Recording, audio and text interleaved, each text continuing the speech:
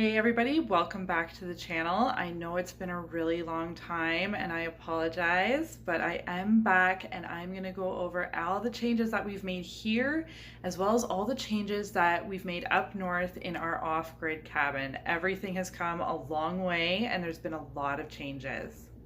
If you are new to my channel, my name is Amanda and this is the Strawberry Moon Homestead. So I do a lot of urban homesteading here. We're also building an off-grid cabin up north that hopefully we hope to move to one day. And I focus a lot on frugal living here, on homemaking, and being a stay-at-home mom with my kids.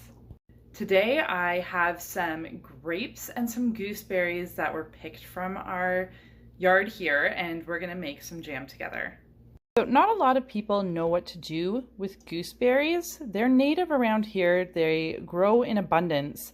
They're kind of tart when they're fresh, but they make a beautiful jam. We have grown a lot here, as well as currants. They're also native, but we grow a lot of them and they just make the most beautiful jam.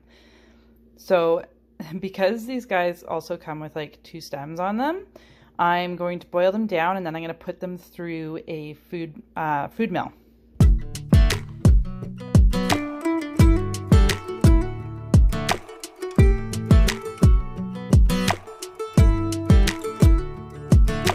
It was you who started all of this,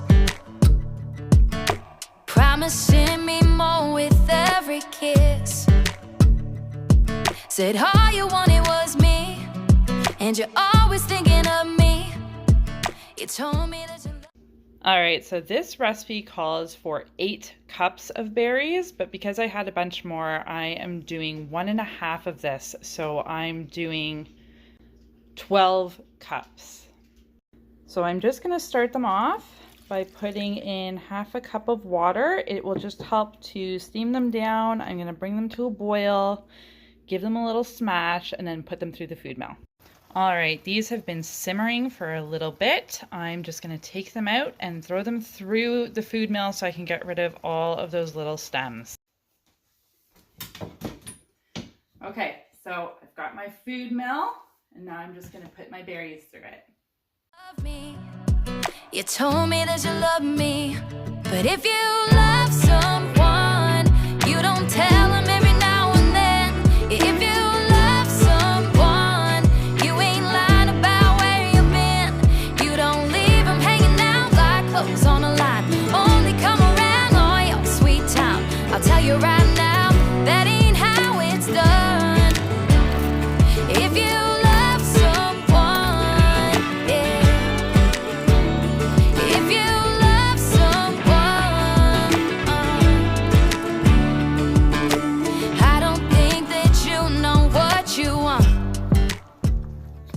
All right, so after the gooseberries and the grapes have gone through the food mill, this is kind of what you're left with, which is just basically the skins and the stems. All of the pulp and everything goes through the bottom.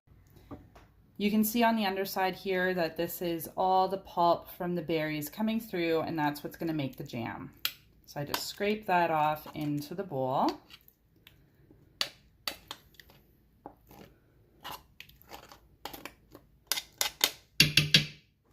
And then I discard the skins and the stems. So that goes in another bowl. And that will go into our compost so that can help build our soil for next year's garden. All right, so after all the food milling, this is what we're left with, which is a beautiful, rich sauce, basically. So I'm gonna get this back on the stove. I'm gonna boil it down just a touch, and then we're gonna add our sugar. So I boo-booed a bit and didn't realize I was so low on white sugar. This recipe does call for 6 cups, and I have 1/2 cup. So I do have coconut sugar that I've had in there for quite some time. I'm gonna use that, and we're gonna see how this turns out. All right, so I'm gonna add my 6 cups of sugar. This just needs to be constantly stirred in until it comes to a boil again.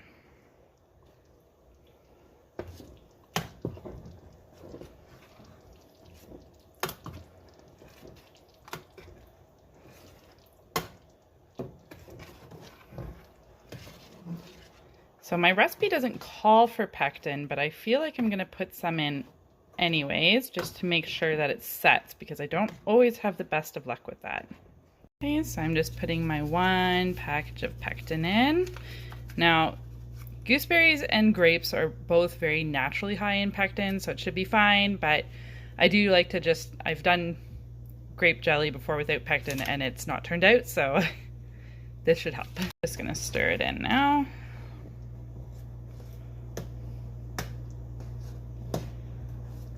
All right, so while we're waiting for the jam, we're gonna get our canner ready and we're gonna sterilize our jars. So I'm going to fill this up so that it covers my jars by 1 inch. I'm also gonna throw some vinegar in here because we get calcium deposit on our jars. The vinegar will take care of that while it's canning the jars. All right, so I've got my jars in here upside down. I'm gonna bring this to a boil to sterilize my jars. So the jam is just starting to boil. We're gonna bring it to a rolling boil for 1 minute. All right, so here we are at a rolling boil. Some people will want to scrape that foam off. I'll do that right before I jar it. The foam doesn't do anything. It's just, it's prettier in a jar without it. Other people will also actually put butter in here to keep the foam down. Not something I'll do. I'll just scrape it off. So if you're looking to scrape it off, you just like that, right off the top.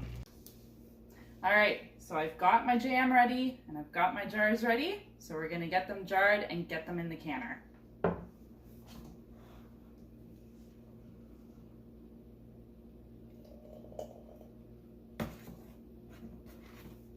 I did have a funnel, but somebody or something made off with it, so we're going without a funnel today.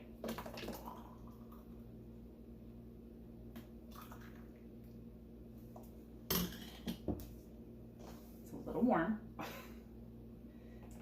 So, unfortunately, this is going to be a little messy. I'm going to jar this up until it's got a 1/4 inch headspace.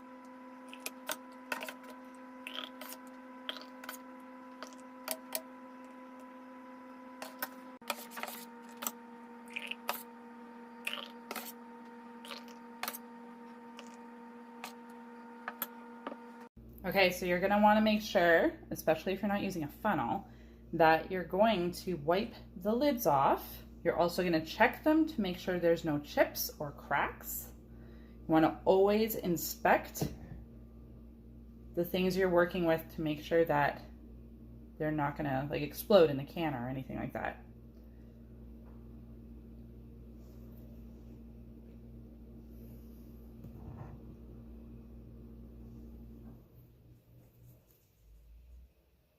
So this way it also makes sure that we're going to get a good seal.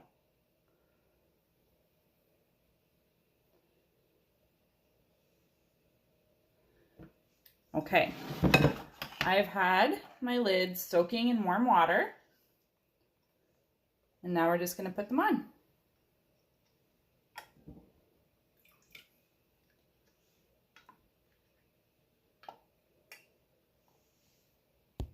Right now, you can put on your rings, fingertip tight. Oh my goodness. Not that one. There we go. Fingertip tight.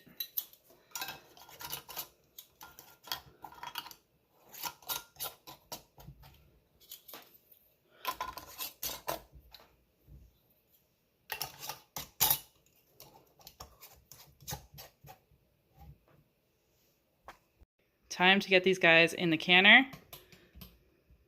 Here we go. Got my canner here. It's not quite boiling because I've had the lid off of it, but I'll get all the jars in here and we'll bring it back up to a boil. All right, this is boiling, so we're gonna boil it for 10 minutes.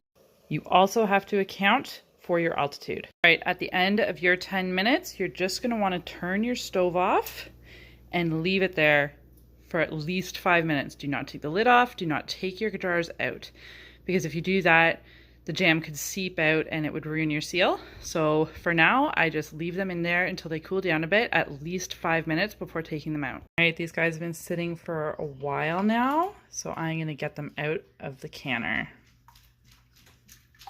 And there is our finished jam. So we've got 4 pints and 1/2 pint. Thank you guys for coming along with me again. If you haven't already subscribed, please make sure you do, and I'll see you next time.